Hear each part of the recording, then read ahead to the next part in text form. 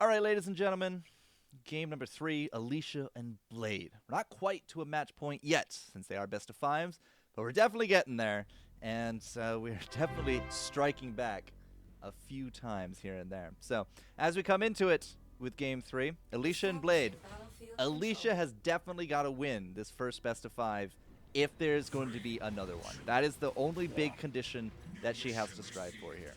Blade's going to be Nod. Alicia this round is going to be into the GDI.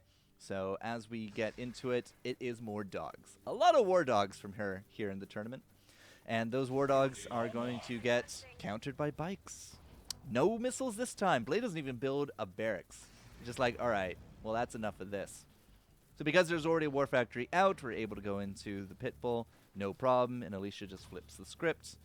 Is it going to be bikes or is it going to be a tank? It feels like a tank because we haven't seen them, and it is. It's going to be a Scorpion tank now because there's no infantry out here. Nobody has a barracks. There's no shocks. There's no flames. There's no missiles. There's no air pads or helipads yet. But there we go. Blade's going to try to, again, just try to change the momentum here. There's not really anything here that's going to be able to take out those missiles. Even the dogs, quote, anti-infantry, they're really more tanky than anything else. So this is actually good for Blade's early game until at least Alicia shows out that she has shocks. So now it's going to be a little bit more of a shock flamer missile tank mix as everybody kind of does their tango. But the missile has been charging pretty significantly here. It's not quite critical. Shocks up top from Alicia should be able to actually keep that point. But there is a Banshee on the way, which means if there's a Banshee, there's Venom. And there's the Venom now going for the bottom right, whereas the Banshee drew the attention of the bit pull into the top left, and it's enough. 2 yellow and 1 red is a great recipe for Blade. He takes the first missile. So, more Scorpion tanks, more flamers, more missiles, and lasers, and shocks, and pit bulls.